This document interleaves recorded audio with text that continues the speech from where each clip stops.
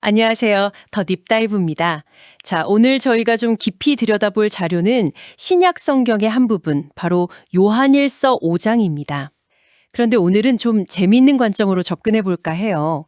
뭐랄까, 불확실한 시대에 한 저자가 영적인 확신에 대해서 아주 치밀한 법적 논증을 펼치는 것 같거든요. 그래서 오늘 저희는 배심원이 되어서 그가 제시하는 증거들을 하나씩 검토해 보려고 합니다. 아, 배심원이요? 그거 아주 흥미로운 접근인데요. 그 비유가 사실 이 텍스트의 분위기를 정말 잘 담아내요. 이게 그냥 딱딱하게 교리만 나열하는 글이 아니거든요.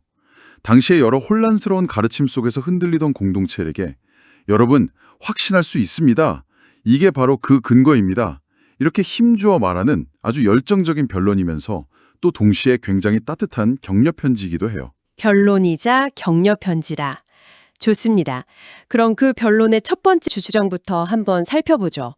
1절에서 저자가 아주 근본적인 전제부터 딱 깔고 시작하더라고요.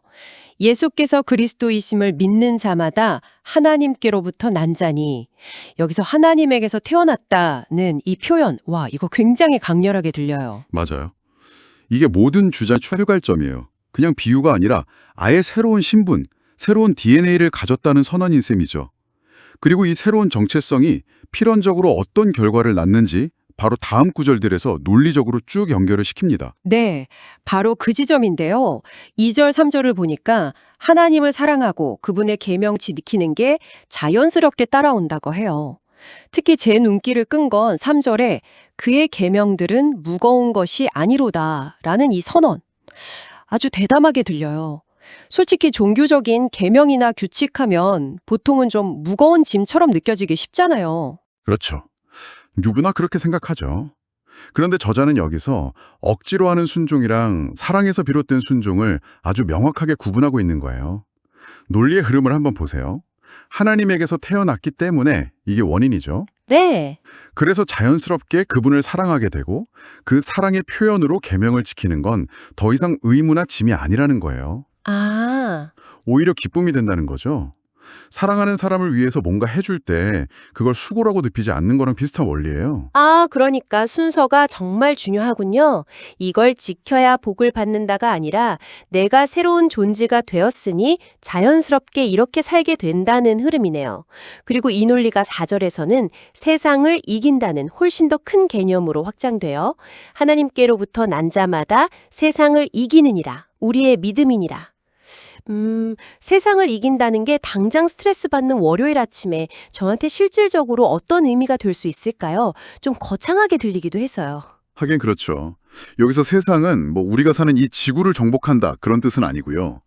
요한의 글에서 세상은 보통 하나님을 대적하는 어떤 가치 시스템을 의미해요. 가치 시스템이요. 네, 그러니까 불신, 이기심, 거짓 이런 것들이 지배하는 질서 같은 거죠. 그런 세상의 압력 속에서 세상을 이긴다는 건 그 가치관에 휩쓸리지 않는다는 뜻이에요. 다른 원리, 즉 믿음과 사랑의 원리로 살아갈 힘을 얻는다는 의미죠. 이건 뭐 나는 할 수 있다 이런 긍정적인 마인드 컨트롤하고는 차원이 다른 이야기입니다. 아, 그렇군요. 네, 5절에서 명확히 하잖아요. 예수가 하나님의 아들이심을 믿는 믿음, 바로 그 구체적인 대상에 뿌리 내린 새로운 정체성에서 나오는 힘이라는 거죠. 알겠습니다. 그러니까 새로운 정체성이 사랑과 순종으로 이어지고 그게 결국 세상의 가치관을 이겨내는 힘의 원천이 된다. 아주 단단한 논리 구조네요. 근데 저자도 청중들이 알겠습니다. 근데 그 주장을 우리가 왜 믿어야 하죠? 라고 생각할 걸 알았던 것 같아요. 그래서 바로 여기서부터 증거를 제시하기 시작합니다. 네, 이제 변론의 핵심으로 들어가는 거죠. 주장을 했으니 입증을 해야죠. 그 입증 방식이 정말 흥미로워요. 6절에서 물과 피로 임하신 예수에 대해 이야기하고 8절에서는 증인이 셋이라고 말해요. 성령과 물과 피라. 또한 이 셋이 합하여 하나이니라. 성령, 물, 피. 굉장히 시적이면서도 암호 같은데 이게 법정에서 대체 어떤 증거가 된다는 걸까요? 이게 그냥 시적인 표현이 절대 아닙니다. 이건 당시에 돌던 어떤 특정 이단 사상에 대한 아주 정교한 법적이고 수사학적인 반박이에요. 아, 정말요. 이단 사상에 대한 반박이라고요? 네, 당시 어떤 사람들은 인간 예수가 세례, 즉 물을 받을 때 신적인 그리스도가 내려왔다가 십자가, 즉 피를 흘리며 고난받기 직전에 싹 떠나버렸다고 주장했어요. 예수의 신성과 그 인간적인 고난을 분리하려고 했던 거죠. 와, 그런 배경이 있었군요. 저자는 바로 그 주장을 겨냥해서 아니다. 그는 물로만 오신 게 아니라 물과 피, 즉 사역의 시작부터 고통스러운 죽음의 끝까지 완전하게 우리와 함께 하셨다고 선언하는 겁니다. 이건 예수님의 전생애가 우리의 구원을 위한 것이었다는 사실을 지키기 위한 굉장히 중요한 법적 변론이었어요. 와, 그냥 상징인 줄만 알았는데 아주 치열한 신학 논쟁의 최전선에 있는 말이네요, 그게. 그럼 여기서 세 번째 증인인 성령의 역할은 뭔가요? 이 외부적인 사건 증거들에 더해서 내부 증인까지 내세우는 건가요? 정확합니다. 물과 피, 그러니까 예수님의 세례와 십자가라는 역사적이고 공개적인 외부 증거가 있다면 성령은 그 사건들이 바로 나를 위한 진리임을 내 마음속에서 확증해주는 내부 증거인 셈이죠. 아, 외부 증거와 내부 증거. 네. 저자는 진정한 확신이란 이 두 가지가 만날 때 생긴다고 말하는 거예요.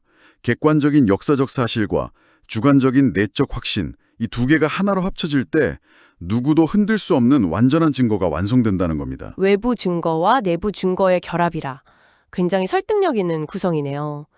그런데 9절, 10절을 보면 여기서 한 걸음 더 나아가요. 이 증거를 거부하는 건 단순히 의견이 다른 수준이 아니라 하나님을 거짓말쟁이로 만드는 것이라는 아주 강한 표현까지 씁니다. 이건 좀 충격적인데요. 그렇죠. 저자는 지금 판돈을 최대한으로 올리고 있는 거예요. 여러분, 법정에서도 사람 두세 명의 증언은 사실로 받아들이지 않습니까? 그런데 이건 사람의 증언이 아니라 하나님께서 자기 아들에 대해 직접 보증하신 하나님의 증언입니다. 이렇게 말하는 거죠. 아, 그렇기 때문에 이 증언을 믿지 않는 건 단순히 저 사실을 못 믿겠다, 이게 아니라는 거예요. 증언하신 하나님 자체의 신뢰성을 부정하는 행위, 즉 하나님은 거짓말쟁이라고 말하는 것과 같다는 강력한 논리를 펼치는 겁니다. 듣고 보니 그 논리가 상당히 날카롭네요. 그럼 그 하나님의 증언의 핵심 내용, 이 모든 증거가 가리키는 최종 결론은 뭔가요? 그게 바로 11절과 12절에 명확하게 나옵니다. 또 증거는 이것이니 하나님이 우리에게 영생을 주신 것과 이 생명이 그의 아들 안에 있는 그것이니라. 아, 결국 모든 증거는 생명이라는 한 단어로 수렴돼요. 그리고 그 생명은 막연한 개념이 아니라 오직 아들 안에 있는 구체적인 실체라는 거죠. 그래서 있다 없다 이렇게 딱 잘라 말하는 거군요. 맞습니다. 아들이 있는 자에게는 생명이 있고 아들이 없는 자에게는 생명이 없느니라. 중간지대는 없다는 이 명확함이 당시 혼란스러워하던 신자들에게는 오히려 큰 안정감을 주었을 겁니다. 네, 이 모든 증거와 논증을 따라오니까 저자가 왜 그렇게 결론을 명확하게 내려야만 했는지 이해가 가네요. 자, 이렇게 모든 증거 제시가 끝난 뒤에 13절에서 저자는 이 편지를 쓴 진짜 목적을 밝힙니다. 너희에게 영생이 있음을 알게 하려 함이라. 그러니까 이미 영생을 가졌다는 것에서 그치지 않고 그 사실을 알고 확신하며 살게 하는 것. 그게 최종 목표였던 거네요. 맞아요. 그래서 이 마지막 부분에서는 안다라는 단어가 계속 반복돼요. 믿음은 막연한 희망사항이 아니라 근거 있는 알과 확신이라는 걸 끝까지 강조하는 거죠. 그리고 그 확신이 실제 삶에서 어떻게 드러나는지 첫 번째 예시로 기도를 들어요. 14절을 보면 그를 향하여 우리가 가진 바 담대함이 이것이니라고 말하는데 이 담대함이라는 단어가 참 인상적이네요. 그런데 그의 뜻대로 무엇을 구하면 들으신다는 조건이 붙어 있어요. 이게 자칫하면 내 기도가 하나님의 뜻에 맞지 않았나 봐 하면서 오히려 자신감을 잃게 만드는 구절이 될 수도 있지 않을까요? 그럴 수 있죠. 아주 좋은 지적이에요. 그래서 이 구절은 기도를 내가 원하는 걸 얻어내는 기술로 보는 게 아니라 하나님과 뜻을 맞춰가는 과정으로 보도록 관점을 바꿔줘요. 아, 과정이요? 네. 여기서 담대함은 내가 원하는 건 뭐든지 이루어진다는 그런 자신감이 아니에요. 내가 지금 하나님의 팀에 속해 있고 그분의 뜻과 내 소원이 점점 일치되어 가고 있다는 어떤 관계에 대한 확신이죠. 기도의 초점이 나의 소원 성취에서 하나님과의 동역으로 옮겨갈 때 우리는 응급 여부와 상관없이 기도할 수 있는 담대함을 얻게 된다는 겁니다. 기도를 동력의 관점으로 본다라 관점의 전환이네요.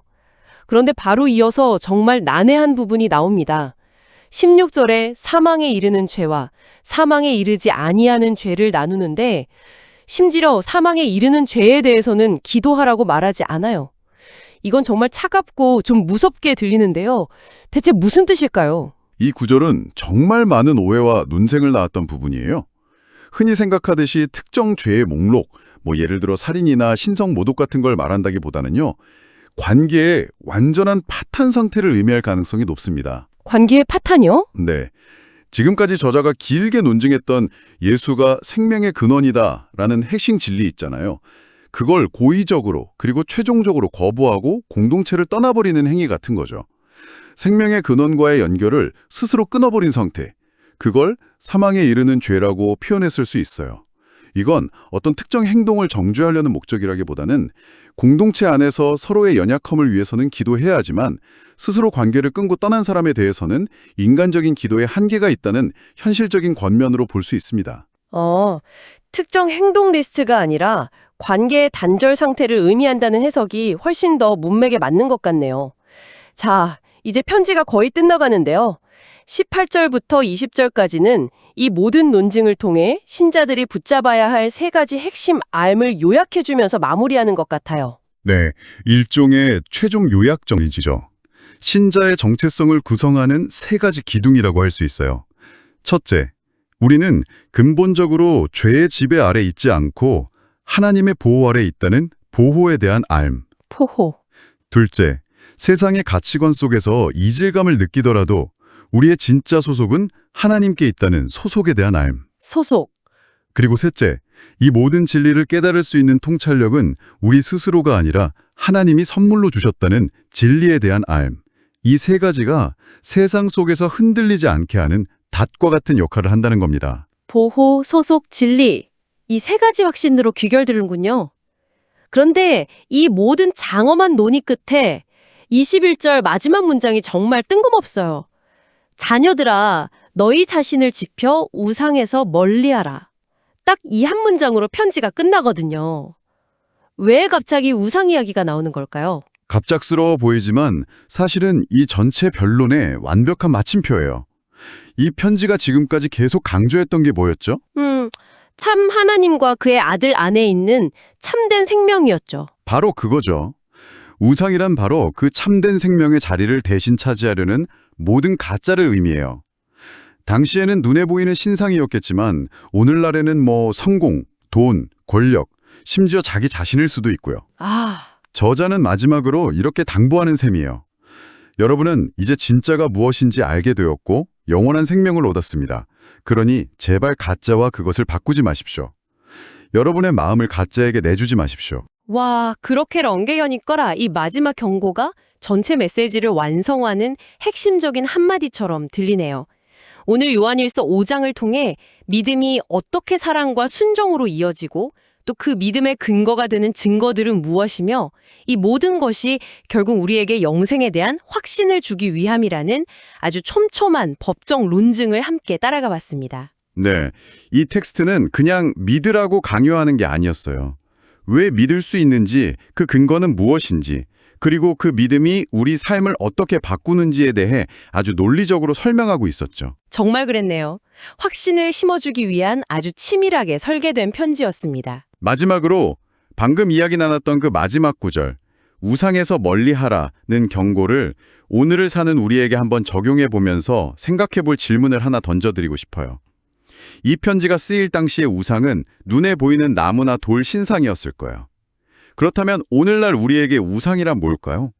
어쩌면 하나님보다 더 중요하게 여기고 우리의 안정감과 정체성을 의존하게 만드는 그 모든 것이 우상이 아닐까요?